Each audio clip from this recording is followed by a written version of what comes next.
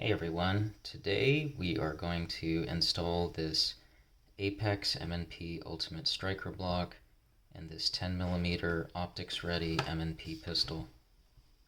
Newspapers here just to keep my work surface clean. Does anyone read the comics anymore? Now why are we doing this? This is a really nice trigger except for this little clicky spot before you hit the wall. So I'm trying to fix that. The reason we're doing this is when you pull the trigger bar moves rearward, and this little shark fin piece will push up on the striker block here. Now when the striker block is down like this, it's a safety mechanism. It prevents the striker from moving forward and being able to fire the gun. So the gun will only fire when the trigger is pulled. Now as the little shark fin moves back and engages this piece, it's got kind of a sharp transition, and so you can feel that as a rough point. The apex piece has a smoother radius, and it's also got a weaker spring in it, so it should improve the feel of that trigger pull. Alright, let's finish. Let's strip the slide. Now on the standard M&P pistols, the ones that are not optics ready, the striker block is accessed by removing the rear sight. Now the optics ready, we don't have to do that. You can see the striker block is not under the rear sight, it's actually under the optics cover plate. So let's remove that.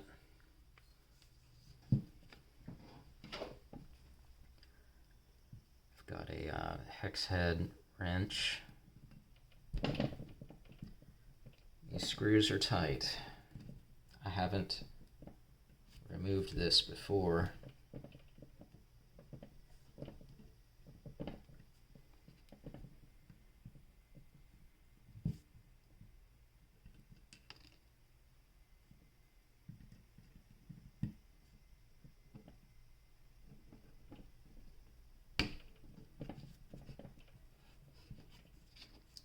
See, there's definitely some thread locker on there.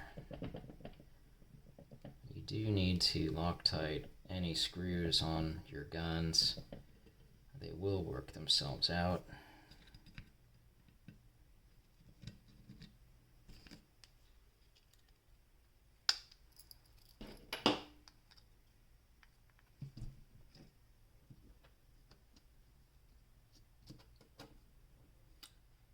Alright, now the striker block is going to be under this tear-shaped cover plate. Let's see what kind of screw that is. Okay, unfortunately it looks like this is a hex head wrench.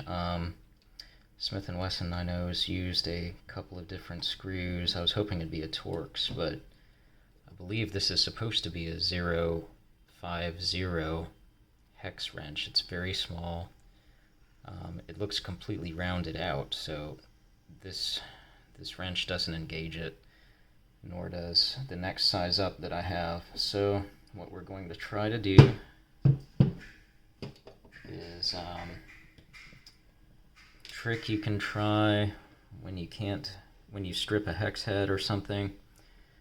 Try to use the next size up Torx bit and hammer it in there. This is a T6, so that's what we're gonna try.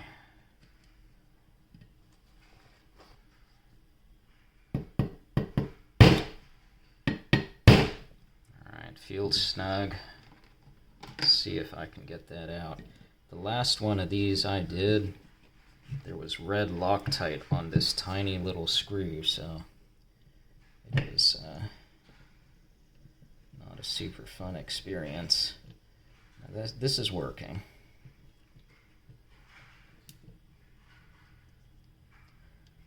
Okay, yeah, you see that red Loctite.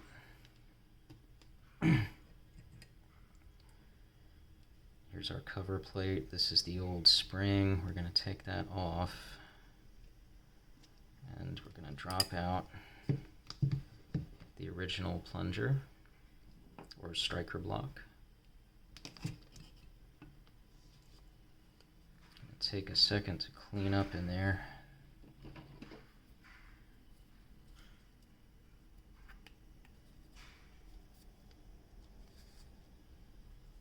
Because when are you really going to ever access this again? Okay, for comparison, this is the original striker block, this is the apex block.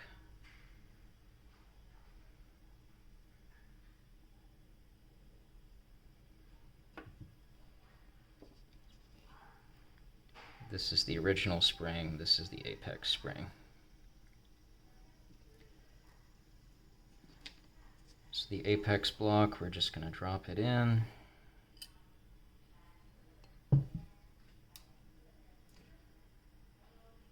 The spring will go inside. Okay, the apex spring just falls inside, and you want to make sure this little protrusion there goes into the spring, it doesn't bind. Get it seated, and then we'll put that screw back in.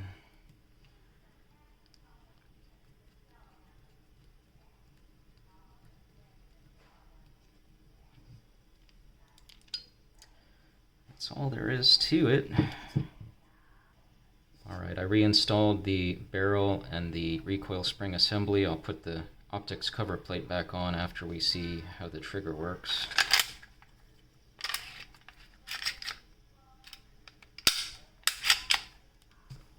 Okay. Much better. I can just barely feel that striker block, and the clickiness is almost all gone.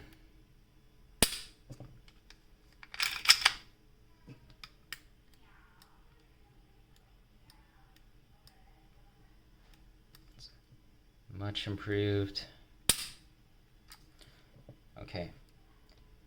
Now this is a good enough trigger that I don't think I need to replace everything else with the apex parts. If you want to do this upgrade yourself, save a little money over the complete apex kit, the striker block by itself should be $40 or less. I'm pretty sure I paid 30 something for this.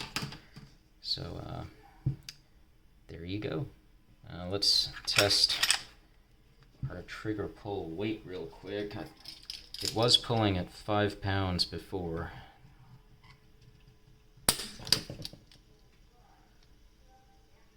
So still right at 5 or 4 3/4.